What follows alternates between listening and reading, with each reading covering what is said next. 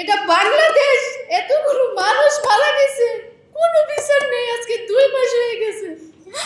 আপনারা বলেন একটা পরিবারে মা ভাই বোন যদি চলে যায় আর কে থাকে? 7টা বাচ্চা এতিম হয়েছে, সবগুলো আমার উপরে নির্ভরশীল।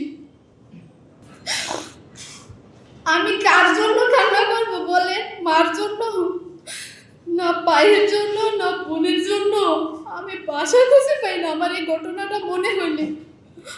ভাঙ্গরা থানায় কোনো মাদক মামলা হলে রেফারেন্সে ওনার নাম দিয়ে দিতেন। আপনারা তদন্ত নেন যে কয়টা মামলা ওনাকে 1 নম্বর আসামি আছেন, মামলার এফআইআরে ওনার নাম দিয়ে দেন। আমি যদি বাংলাদেশে বিচার পাই, একমাত্র আপনাদের দ্বারা আমি বিচারটা পাবো, সকল সাংবাদিক ভাইদের দ্বারা। এছাড়া আর কোনো উপায় নেই। যেখানে উপদেষ্টা এটার সাথে জড়িত, তার বাবা জড়িত, আপনারা সত্যটা যাচাই করেন। আপনার এলাকাতে যান, কিন্তু আসামির কোনো পরিবার ছাড়া আপনারা গোপন তথ্য নেন যে আমার মা কি আমার সাথে জড়িত ছিল, আমাদের কি অপরাধ ছিল যে এরকম নির্মমভাবে মারতে হবে। দেখেন, আমার স্বজনরা হারাইছি আমি। আপনারা বলেন একটা পরিবারে মা ভাই বোন যদি চলে যায় আর কে থাকে? 7টা বাচ্চা এতিম হয়েছে, সবগুলো আমার উপরে নির্ভরশীল।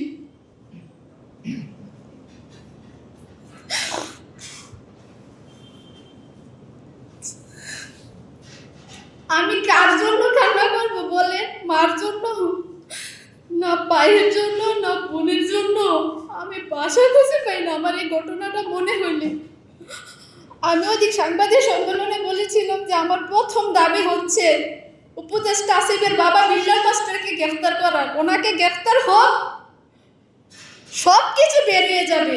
খুদের বিড়াল কিভাবে বের হয় আপনারা দেখবেন, কিন্তু এটা করা হয়নি। শিমুল চেয়ারম্যানকে অ্যারেস্ট করা হয়নি, শরীফকেও করা হয়নি, বাসিরকে, রফিককে, মেন যে লিডারগুলা, কাউকে করা হয়নি। আজকে একটা মিথ্যা অপবাদ দিয়ে মামলাটাকে দাফাসাফা দেওয়ার জন্য চেষ্টা করতেছে। আর আমরা আমাদের স্বজন হারাইছি। আমরা কোনো দল বিদলের পক্ষে কথা বলতেছি না, আমাদের কোনো দল নেই।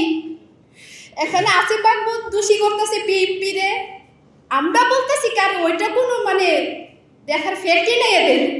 আমরা কি কোনো দল বিদলের পক্ষে কথা বলতেছি? যারা এটার সাথে জড়িত, কোনো মেন আসামি এখন পর্যন্ত অ্যারেস্ট হয় নাই।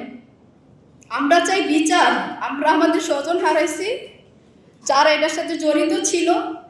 সিসি ক্যামেরায় ফুটেজ কিছু আছে, কিছু বাড়ির পশ্চিম পাশ দিয়ে ঢুকছিল। আমাদের মার্কেটের দক্ষিণ পাশে আমার কাকার মার্কেট, ওই মার্কেটে কোনো সিসি ক্যামেরা ছিল না, ওই দিক দিয়ে ঢুকছে।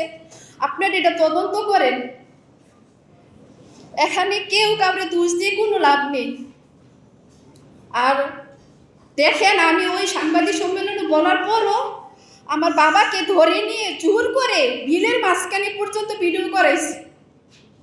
আমি কিন্তু জানি, আমি বুঝতে পারছি এরকম একটা কিছু হবে, এটাই হয়েছে।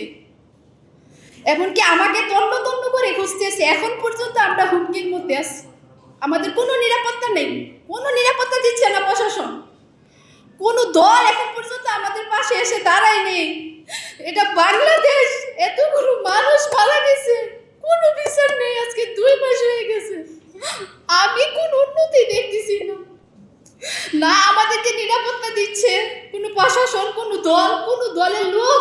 বাংলাদেশে এত রাজনীতিক, এত নেতা, এত এমপি, মন্ত্রী, ডিআইজি, উপদেষ্টা, কেউ আমাদের পাশে একবারও এসে দাঁড়ায়নি। আমরা খুব অসহায়।